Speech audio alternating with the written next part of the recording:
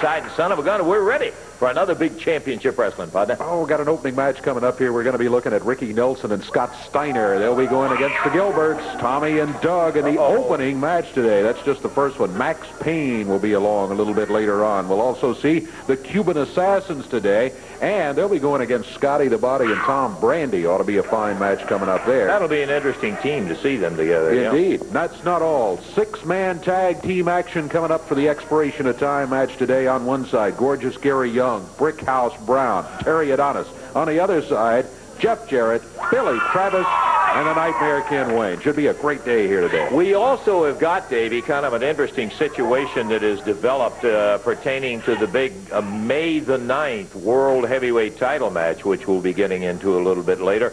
We're going to have the Wrestler of the Week. We will have the trivia question. We got a bunch. Better get at it right now. Yeah, we'll take time out. Be back in just a minute.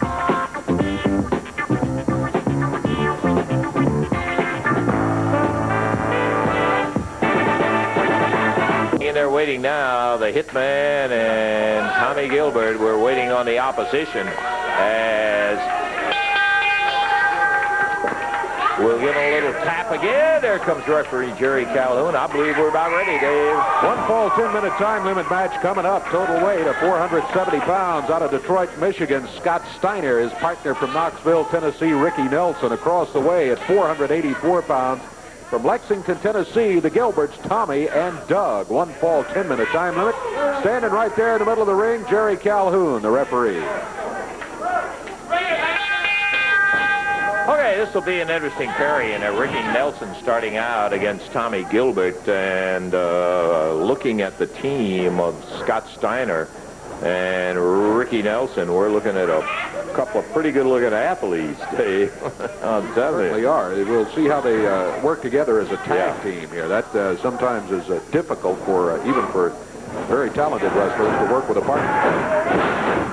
Yeah, that's a very good point, because we have seen, oh, look at here, a cradle, and Ricky Nelson almost had Tommy Gilbert in a hurry. What's Tommy complaining about, hair pulling or something? Or pulling the tights or something. It's an old tactic that you get the referee thinking something was really wrong there, but it wasn't. It was a nice, clean takedown, a fine one by Ricky Nelson. Tangle it up, center of the ring. CWA Championship Wrestling coming to you again. Big action card we've got today. Nice, hanging on. Pop that mare over and down, and Ricky Nelson hangs to it. Little side mare as Rick was picked up in the air, and he managed to hold on to the head and just made the body come with it. And over the top, sunset flip. Ricky got a one, but boy, oh boy, Tommy Gilbert, that's that experience. He clamped those ankle bones right on the ears of Ricky Nelson, and that was that. I was just thinking, watching the match so far, that one reason that Tommy Gilbert is so hard to beat is because he's been wrestling for so long. He knows how to counter, how to get out of trouble when he gets there. And if you'll notice, he doesn't let his partner set up too well on a hole, or not his partner, his opponent set up too well on a hole. Absolutely right. Good point, too. And it's something that young wrestlers can pay attention to. You may not want to pay attention to Tommy Gilbert, but you can learn from him, let me tell you that.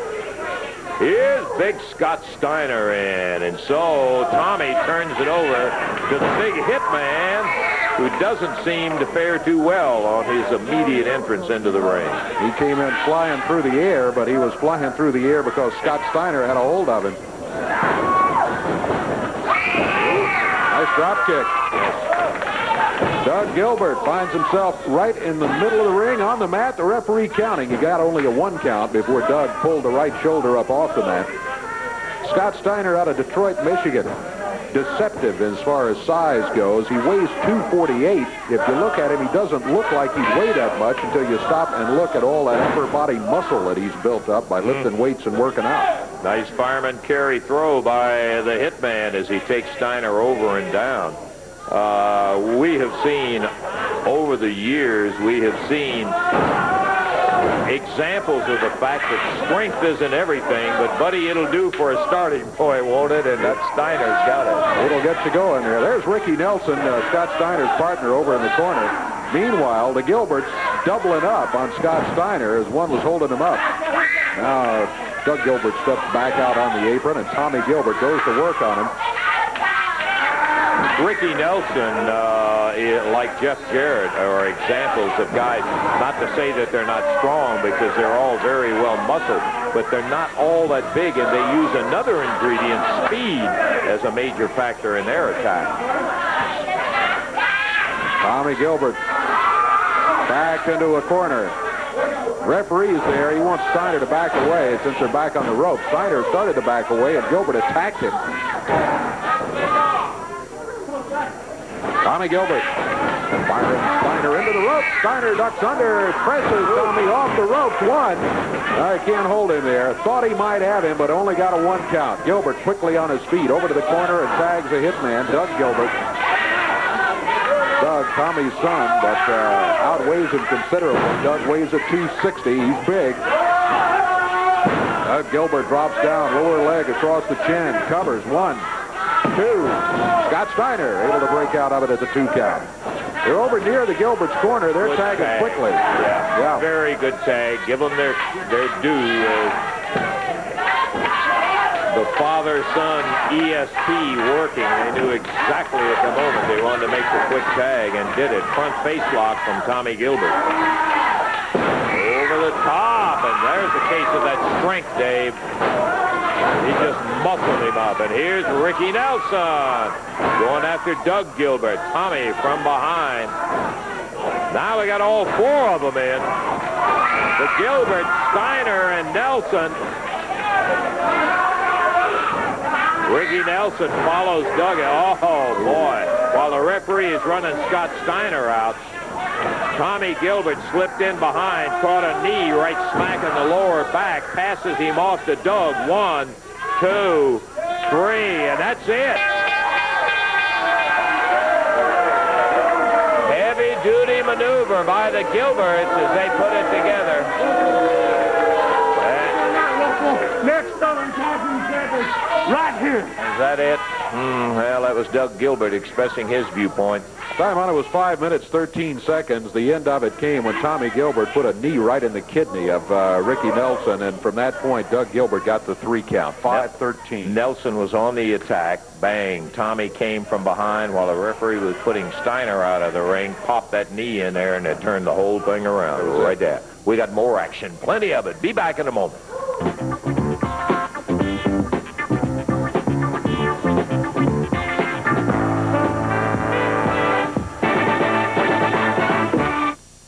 Wednesday night, Evansville Coliseum, you'll see a main event, a bounty match where Robert Fuller comes in against Jerry the King Lawler. If Lawler loses it, he becomes a manservant to Missy Hyatt. But if Lawler wins it, Missy Hyatt becomes a maid for the day to Jerry Lawler. First off, Jerry Lawler, you're not going to win because I'm not going to be your maid. I've already had to do that one time, and it's so gross. I'm not going to get down and clean your floors or do anything like that. No, because we got Robert Fuller. We had so many wrestlers call and beg us to come in to take you out, Jerry Lawler. We just put them all in a hat, dipped in, and we got Robert Fuller out. The Fullers, they're a bigger family than you, Jerry Lawler. Bigger and better. So I'm going to get you, Jerry Lawler. You're going to be my maid for the day. We're going to put you in a little skirt, give you the little dust feather, and you're going to go all around my house, and I want it clean down to, I want it clean, perfect. White gloves and everything. So you better get ready in Evansville. Bring your little duster feather. Up 6-man a little bit later on, and we have a nice tag match before that. And coming in right now, the King. Yes, sir. Here's a man who has got to be doing some thinking at nighttime. Jerry, how you doing? Coming up May the 9th, something the entire wrestling world is going to be looking at, and that's going to be either a brand new world heavyweight champion or the last hurrah, and it will be on May the 9th. Well, that's right. A lot of things have taken place since this announcement has been made. One of them that I want to talk about right now is a real important development in this whole situation. As you know, and as we announced to everybody last week, the date was set as May the 9th as the date for the what will, as you said, either be my final match or either will be the first match of a whole new career as the World Heavyweight Champion. And the match, of course, is set for Memphis, Tennessee, the Mid-South Coliseum, and it's against Curt Hennig. And Eddie Marlin said that he got a call from Stanley Blackburn, who of course is the president of the AWA, and Kurt Hennig had called Stanley Blackburn and said that there was a little problem in this situation, and the problem that he saw was the referee. Kurt Hennig called Stanley Blackburn and said, "I am not going down to Memphis, Tennessee, and put the World Heavyweight Championship at stake against Jerry Lawler with Jerry Calhoun as the referee." And you know, that's a little bit understandable. You know, it's no secret. I don't try to hide from anybody. Jerry Calhoun and I are good friends. We both went to high school together. We've known each other for a long, long time. I helped him get into, helped him get the job as a referee. But I can also say this about Calhoun. Every time that he steps foot in the ring, he doesn't show me any partiality. If you ask me, he's the best referee that we have in this area, and he does a real fine job. But anyway, Kurt Hennig said that he's not going to put the belt at stake with Calhoun as the referee. And I said, well, that's fine. There's another very good referee here, and Frank Morrell, and we said, we'll let Frank Morrell referee the match. Well, Kurt Hennig also said he didn't want Frank Morrell as the referee either. So what he did, he said, he had some referee from the Minneapolis area, and I had frankly never heard of the guy that he suggested, and so I told Stanley Blackburn, I said, well, if he's got the power to veto referees, I think I should have the same ability, and so I told him that I didn't want that guy to referee the match. So there's been some problems, and what it's all boiled down to is that Stanley Blackburn made the decision to let each one of us choose a referee of our choice. And then what they're going to do, they're going to let the fans decide who the referee is going to be. And I think that's, I said, to me that sounds fair. So what's going to happen, he went to Kurt Hennig. He said, Kurt, if you could have anybody that you wanted to referee this match, who would you have as your choice? Now, you know, Lance, the people out there don't know who Kurt Hennig decided would be the perfect referee for this match. Listen to this. He told Stanley Blackburn that he thought the man that would referee this match right down the middle and do an excellent job would be his father, Larry the Axe Hennig. Yeah, totally impartial referee. That's Kurt Hennig's choice for the referee.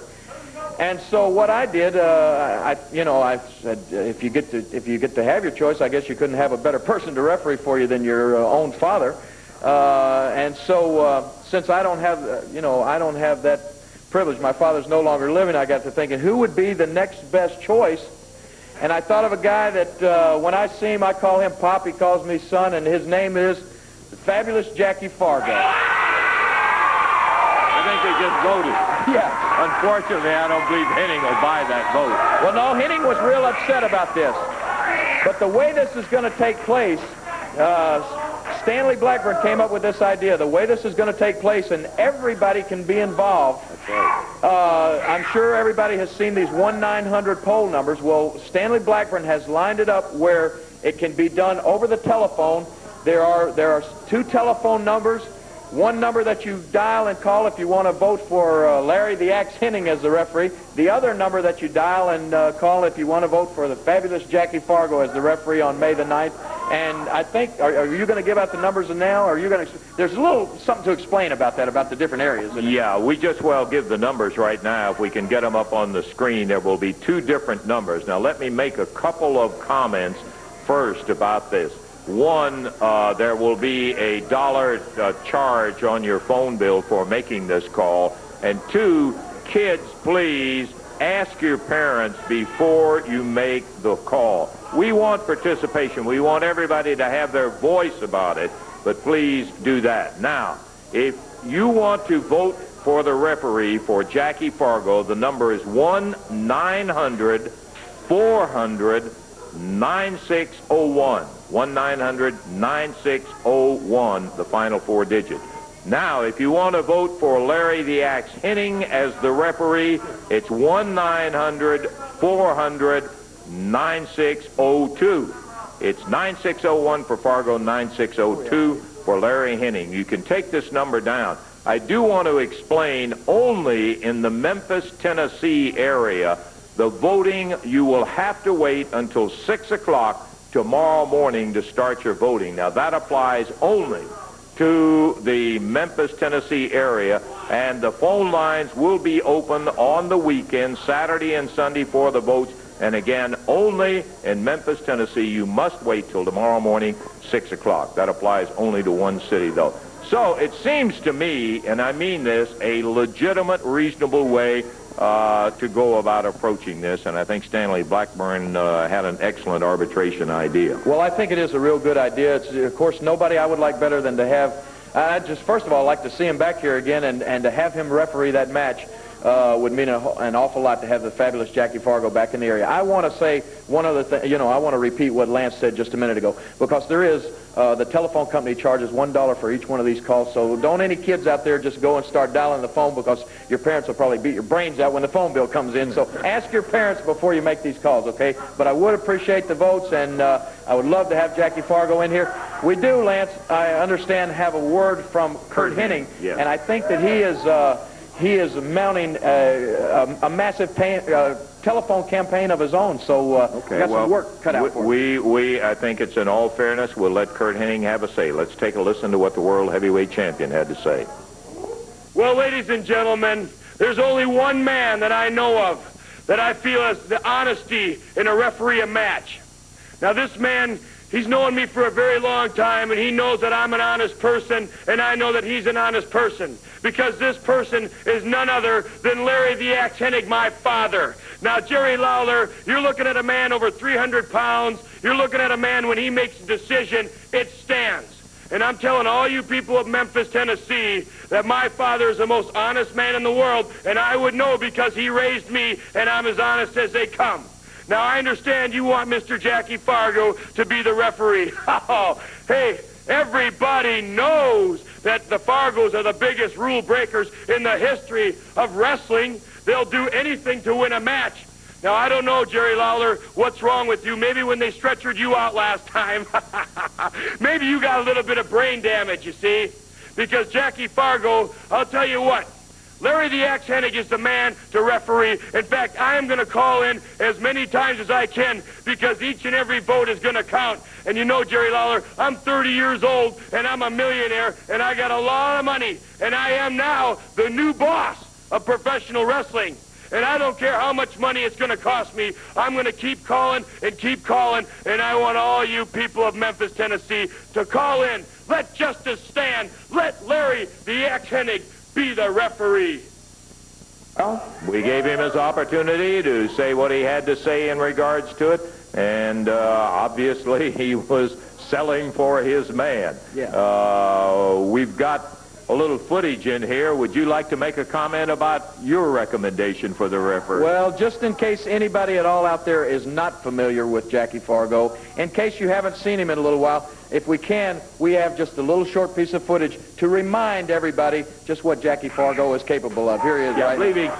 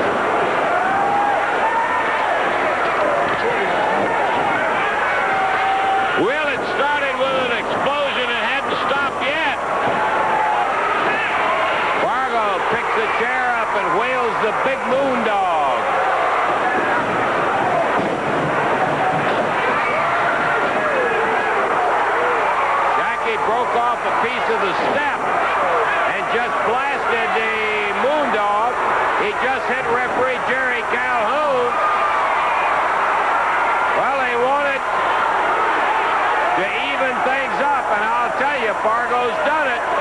Fargo's got him another step.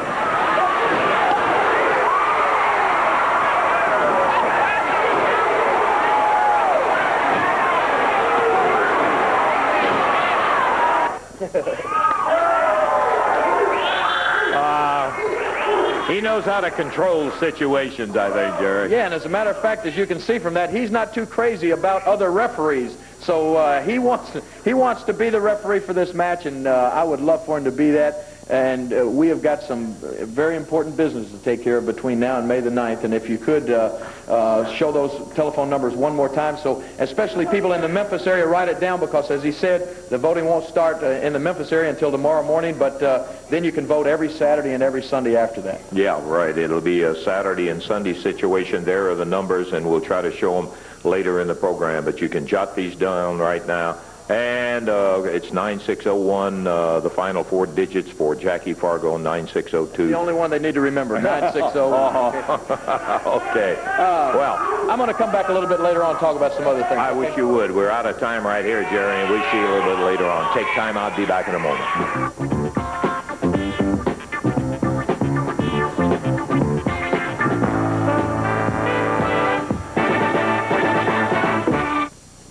First, let me take a second or two to tell you about the action coming up around the territory. Sunday, May the 1st, Fort Knox, Kentucky at the Sadowski Fieldhouse. A Thunderdome match will be taking place 3 o'clock in the afternoon. Thursday, May the 5th at Pekin, Indiana at the high school. And on Thursday, May the 12th, New Harmony, Indiana. That also is at the high school. Now, Wednesday night, you're looking at 7 outstanding matches coming to the Coliseum. Gary Young against Scott Levy. It'll be Brickhouse Brown with Brother Ernest against Billy Travis with Kenny D. CWA heavyweight title match. Max Payne defends against Scott Steiner. Southern Tag Team title bout with Ron and Don Bruce going against the Cuban Assassins. Max Payne's dream match will have Jerry the King Lawler going against Brother Ernest with Max Payne as the referee. U.S. Junior Heavyweight title with Jeff Jarrett challenging the Nightmare Ken Wayne. And then that final match, what a dandy it's going to be. Jerry Lawler goes against the bounty hunter Robert Fuller. Right now, it's Brother Ernest, good book in hand, and Max Payne with a Southern Heavyweight Championship belt around his waist. This is a non-title match. Introducing from Dallas, Texas, at 215 pounds, Rodney Napper. And across the way, you see the big man now taking the Southern Heavyweight title off his waist from Salt Lake City, Utah, at 303 pounds. That is Max Payne. Jerry Calhoun, the referee. Brother Ernest will be in Max Payne's corner. Boy, this is the long and short of it, no doubt about that. The CWA heavyweight champion, Max Payne, a whip with Rodney Napper. Oh, boy. Just about turned him a 360-degree flip when he hit First him with shot out of the box. He hits him with that big arm and clothesline, and Max Payne puts Rodney Napper down, but you don't see Napper heading for hiding anywhere. Hey, look at him. He's back up, boy. He is a tough son of a gun. And he's going against a giant who scoops him up, pounds him down in the center of the ring. Max dropping with a big elbow down on Rodney Napper. Boy, Napper, outweighed by almost 100 pounds, finds himself in the air as Max Payne is just walking around with him on his shoulder. Finally, power slams him, just drove him into the mat right in the center. Now Max Payne up on the middle rope. Brother Ernest with a signal. Whoa. Oh, that's all. Yeah, I don't see how I can get up from that. Count of 3. 105 the time on it, and it was all Max Payne. Max Payne, just too much size, weight, and power. And he'll take home the victory here in 1 minute 5 seconds over Rodney Napper. Well, it was not for the lack of heart, because Napper tried. He just was against physically a big... Well, he did try, and there he just... Y'all better think you can get him out of here. Outsized. They're working to take Rodney Napper out of here right now. You got the victory in a little over a minute. Maybe a double, too. Okay, I have got to get to Brother Ernest here to talk about something that I know has been signed, is coming up, and I can't believe it. It is a dream match. And are you ready for this? Hallelujah. In which Hallelujah. Brother Ernest will be in the ring as a combatant against Jerry the King Lawler, and you asked for this match. I don't believe it. Oh, there's one little side note I better add to it, and that is the fact Max Payne will be the referee for the match. You asked for this. You know, Max, Brother Lance, many times, there are things that happen in life, and you just have to face the devil right on. You have to face him, and that's what I'm going to do. I'm going to face Brother Lawler straight on. You know, we've all got little things inside of us that, you know, where we want to do something, and I'm going to bring my sporting ability out. People want to see me in the ring. They want to see me against Brother Lawler. He's tainted at me. He's pulled at me. He's said everything. Sometimes you just got to get the bull by the horns. Do you really think you're physically prepared to climb in the ring in a debut match against Jerry the King Lawler? Max has had me under a rigorous thing. I'm telling you, I'm ready. He's ready for anything, baby. He's ready for anything. Now don't get carried away. You'll have enough to deal with when you get... I'm telling you. What have you been feeding this guy? You never see it takes to win, Lance. That's what I do. I don't suppose in any way that the fact that Max Payne is going to be the referee, that Max Payne will never let Lawler make a move, that Max Payne will be all over him everywhere. Now, hold on just a minute here, Lance. You have just reached down inside this black heart and torn out a whole bunch of my pride now. I swear on this good book, Brother Ernest made me swear on this good book that I would be unbiased and I would stand back and let Jerry Lawler and him have at it right there in the middle of the ring. And you know what? I'm just as interested to stand in the corner and watch this myself because I've been training my man. I've been putting it down with Brother Ernest, man. We've been lifting, we've been running, we've been jogging, doing sit-ups. We've been wrestling every day, preparing. And so I'm going to stand back, and I'm going to let Brother Ernest have at it, baby. You bet. And I'm as excited. I'm shaking right now because I'm excited. Because Jerry Lawler, he might be retired before he gets to Kurt Hennig. Because first of all, he's got to get through me, and then the dream match is there, baby. You are going in your first match into the ring against Jerry the King Lawler, and you asked for this. All I can say is we all have hidden things that have to be brought out. And, you know, he may be your king, but I'm going to decrown him. Well, it's going to be the referee right there in the middle of the ring watching it all happen, Lawler. Unbiased. Unbiased. I promise. Okay, well, all I can say is there are a lot of things I don't give you credit for. I gave you credit for being a little smarter than this. Brother Ernest asked for this match. It's going to happen with Sporty over here going against Jerry the King Lawler. That's after We'll take time out. We'll be back in a moment. Are you believe?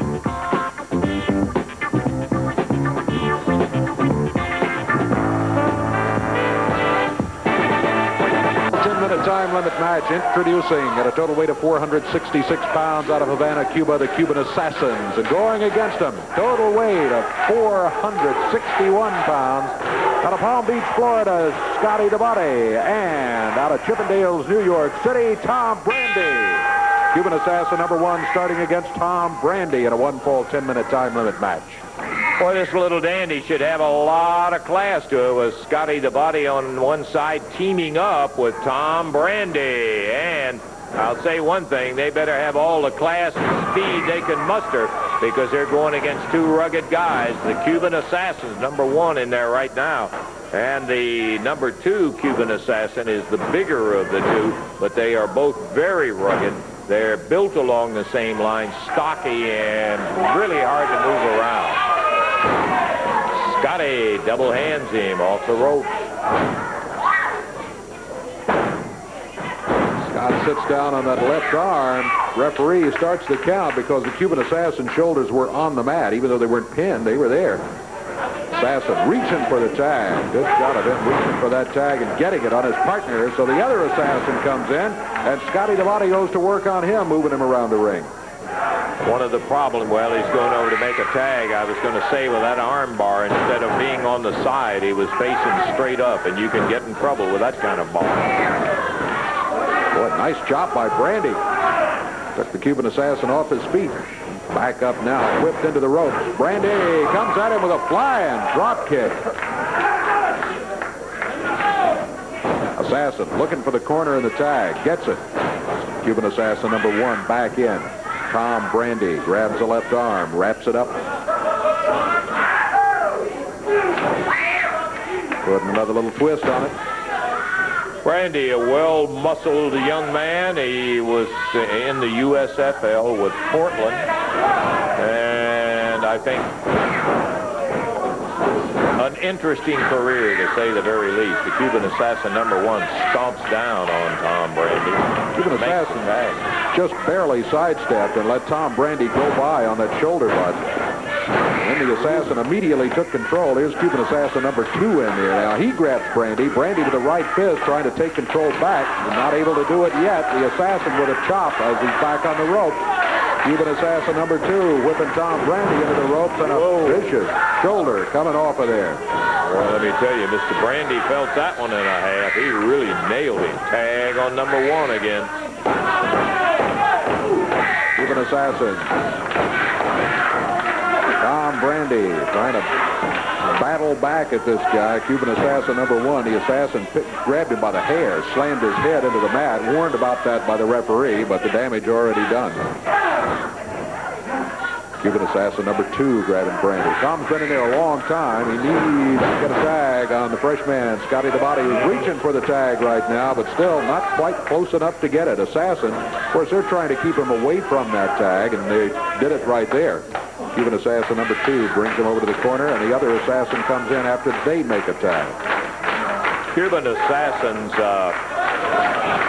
we've seen him in a couple of matches, and let me tell you, whoa, he misses and go down to the deck. Here's the tag on Scotty the Body, who comes in swinging on him.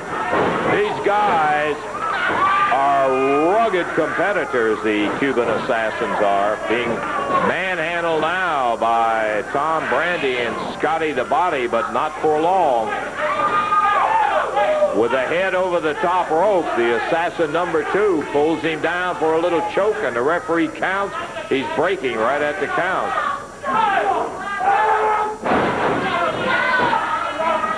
The other Assassin came in, thought that looked like a good idea, and just kept it up. You can see what he's doing, using that top rope to choke.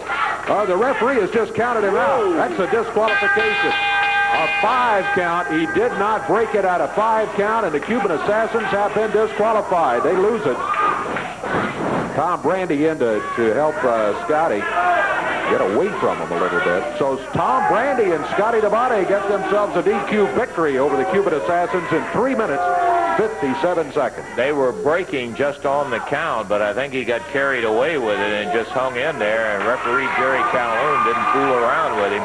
He had warned him too many times, and he counted him right out. And the winners by disqualification, Scotty the Body and Tom Brandy. Well, after that, I guess it's time for a little quiet time with Brother Ernest. Okay. Oh, welcome once again. You know, this is the 4th week of quiet time. That's a month. Oh, it just doesn't seem that long, but you know, when you're having a good time like you and I are, it just goes past so fast. You know, I've got something I want to talk to you about this morning. Donations have been picked up a little bit, but they're not like they should be. So I want you to dig a little deeper in that billfold and send them in. In order for us to cut the cancer out, such as of the Jerry Lawlers and the Jeff Jarretts, the cheaters, the no-good people, I've got to have your support. You know, to see those boys in the ring and the things they do, the cheating they do, I just don't know how they get up in the morning. Do you? At Wrestling USA, which you're going to help me build, we are going to have a hospital and a rest home which will take care of people like that. I want you to keep them coming in. Remember, this week's donation is called Dethrone the King. Be sure and write on your envelope, Dethrone the King, because you know I would never misuse your money. It's for Wrestling USA. I want you to keep it coming in. Be sure and write me in care of this station. Once again, I want you to reach down, touch the television set, and let me feel what you're thinking. I'm going to leave you with me, you, and the good book. Huh? Brother Ernest Good Book. Believe me, it's Brother Ernest Good Book. Okay, we're through with quiet time. Let's get into something a little more exciting right now when we start talking about the Renegade Rampage Trivia Contest that takes place every week, and it participates in the 18-week program That is the richest of the wrestling prizes that we've ever had in the CWA. This one is worth $250,000. The Renegade folks are having it. It goes 18 weeks, will end in June with a big finale.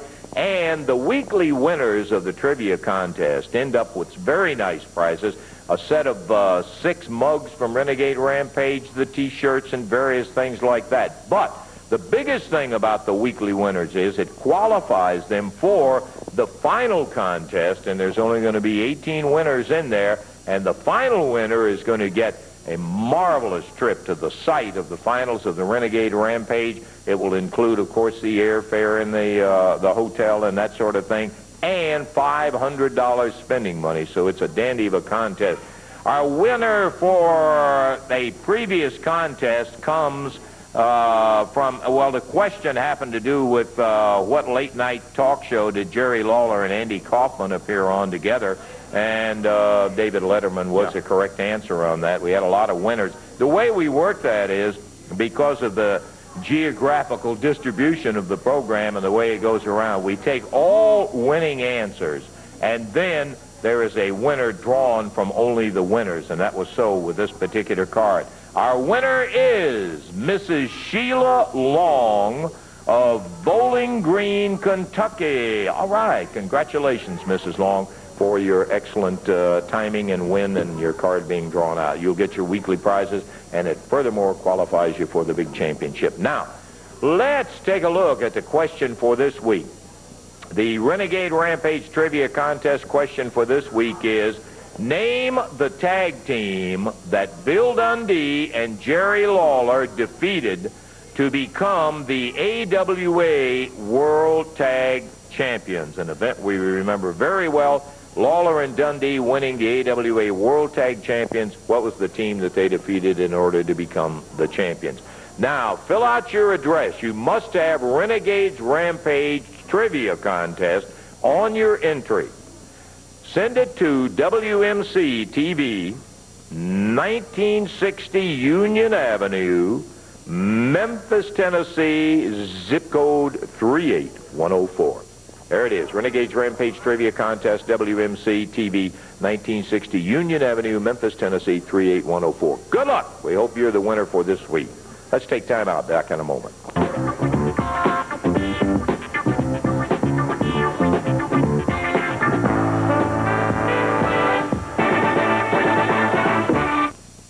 Wednesday night, Evansville Coliseum, 7 big matches with the big main event being a bounty hunter match where Robert Fuller comes in to collect the bounty on Jerry Lawler. But also, if Lawler loses it, he becomes a manservant to Missy Hyatt. But if Lawler wins it, Missy Hyatt, a maid for the day. I can't wait till Wednesday in Evansville because, first of all, I got a one-on-one match with Brother Ernest, and I'm going to get rid of him once and for all. And then Robert Fuller's coming in trying to collect all the big bucks. But it ain't going to happen because I'm going to beat Robert Fuller. And when I do, then Missy Hyatt is going to have to be my maid for the day. And I can assure you I'm going to have a camera crew there. They're going to record every minute of it. This has already happened to her once before, and it's going to happen again.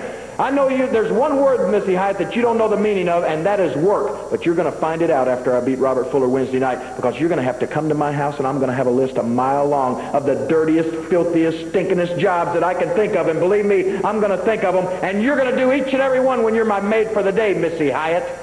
Coming up here in a moment, you'll see Billy Travis, Jeff Jarrett, and Ken Wayne on one side of the ring, and think that won't be a dandy. I mean, a real dandy. In the very near future, we're going to be seeing a bout that has a lot of interest. Hi, Jeff. How you doing? Ken, how you doing, partner? Good to see you. A bout that has a great deal of interest. It has to do with the U.S. Junior Heavyweight title match. And Jeff Jarrett will be challenging the champion, Ken Wayne, for that title. Ken? Well, you know, I want to make one thing clear, and I know Jeff knows this. Jeff didn't ask for this match. I was given a list of names, and Jeff's name happened to be on that list. And I says, you know, Jeff's been around here for a while now, and I got a lot of respect for you, Jeff. I like you a lot, or I wouldn't have given you the shot.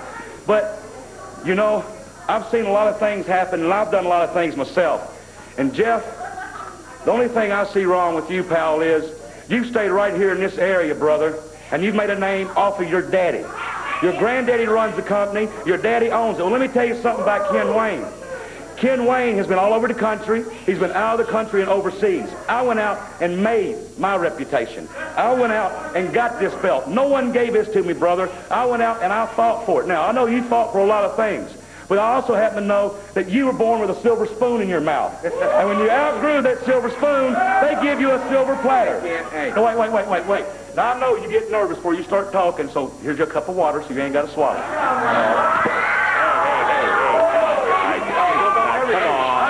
Nice to you and do something for you. Take that silver spoon and shove it where the sun don't shine. Ken Wayne, nothing was given to me.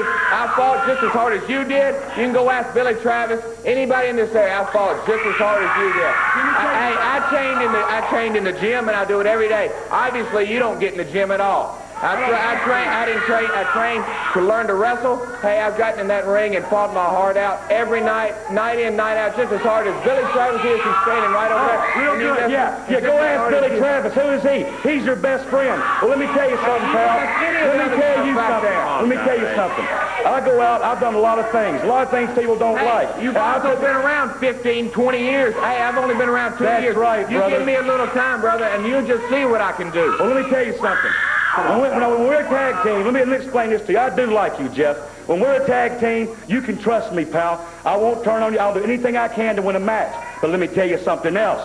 When you're my opponent, don't you make the mistake of trusting me, because everybody knows what I will do. I didn't get to where I am by being a nice guy in the ring. Right. Just like ask any of these people, ask Lance, and you've seen it. A few weeks ago, I knocked Max Payne out. Now, I did it with knuckle dusters on my hand, but the reason I did it, because I wanted to win, brother. I am a winner, and not you or no one else is going to take this away from me, because it's one step away from the world's junior heavyweight title, and that's where I'm headed. And I picked you because you're on the list, and you are a good wrestler. I don't take that away from you one bit, brother. Well, I tell you what, you get in the ring against me as an opponent, like I said, don't make the mistake of trusting me. Because if I got to give you 2 in the eyes, hit you with knuckle dusters, or kick you below the belt, that's what I'll do to win, because I'm walking out with this belt. That's right, Ken. You can say all that, but the same thing goes for me. As a partner, you can trust me with everything. But when you get in the ring, you just better watch out, because I'm not going to pull no punches. Okay, guys. Well, they're going in the ring to be partners. Right. Yeah. All right. Well, 6-man tag action coming up here. Boy, this could really turn out to be interesting here. Stay tuned, fans. Coming in right now, a team with a total weight of 695 pounds. Out of Houston, Texas, gorgeous Gary Young. From Miami, Florida, Brickhouse Brown. And from Canada, Terry Adonis. Going against them at a total of 653 from Hendersonville, Tennessee, Jeff Jarrett. And from Lexington, Kentucky, Billy Travis. And from Memphis, Tennessee, the Nightmare, Ken Wayne. This is going to be a match to the expiration of time. Jerry Calhoun, the referee. Brother Ernest in the corner over here of Young, Brickhouse, and Adonis. And the largest of the 6 will be starting out. That's gorgeous Gary Young. Gary, formerly of Houston, Texas. He now tells me he resides in Little Rock, Arkansas. That's what he said. My home is Little Rock, Arkansas. Little Rock, Arkansas. Houston is right, but he's talking about Little Rock. Starting out against Ken Wayne. And we've got a little special interest here as, you know, I think it's one of the questions. They're both second-generation wrestlers, and Lance, don't forget now, the condominium prices are going to go up on the retirement center at Wrestling USA. I can still take you $1,000 today. It has never left my mind, Brother Ernest. Ken Wayne, who not more than a couple of weeks ago won the U.S. Junior Heavyweight title. I believe it was in Gulfport. Uh-oh. Ken was holding gorgeous Gary Young. And Jeff, a drop kick. Gorgeous Gary Young got out of the way, and we got a little problem. Billy Travis steps in between them. I was afraid that when we got him out here just to discuss the match, and it turned in that way it did, we might have a little problem in this one, but well, Billy Travis steps in as a peacemaker and kind of quiets it down. Jeff Jarrett going in against Terry Adonis in this portion of the match. You like that, did you, Max Payne?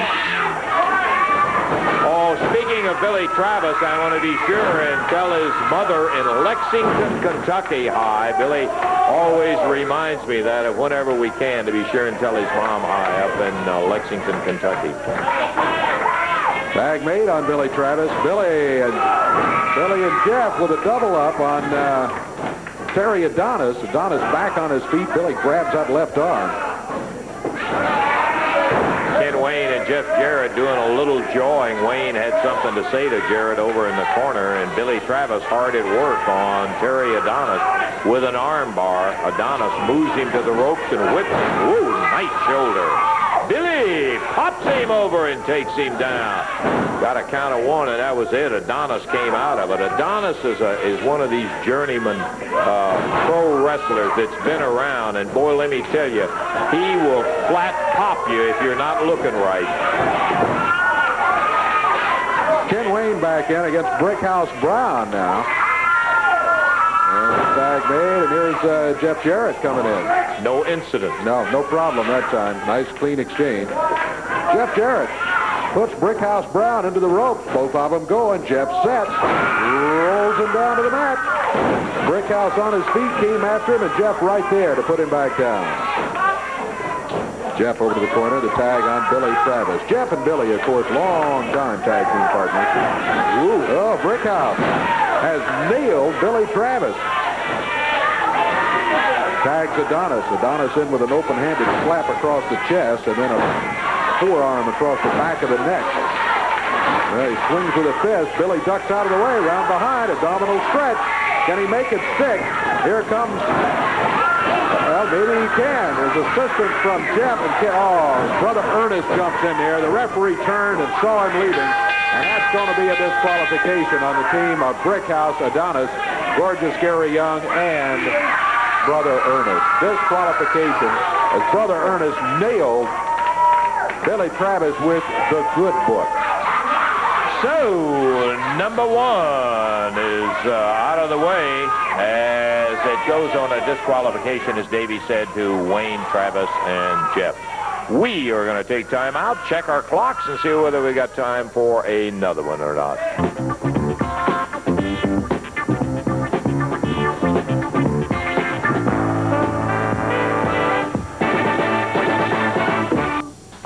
Okay, what you're looking at right now, at the request, we've had some calls on that. I want to remind you, if you want to vote for the referee in the May the 9th big championship match, which may be Lawler's last hurrah, it is going to be for the referee. Lawler has nominated Jackie Fargo. If you would like to vote for Fargo, 1-900-400-9601, 9601. And Kurt Henning is nominated his father, Larry Henning. If you think he should be the referee, with Kurt coming to Memphis, 900-400-9602. There is $1 per charge, and children, please ask your parents before you make the call. We got to get out of here, Brother Dave. I thought we'd have more time. Got to go. For Dave Brown, Lance Russell, bye-bye, everybody. The announcers on this program are selected and paid by parties other than this station, namely the promoters of Championship Wrestling.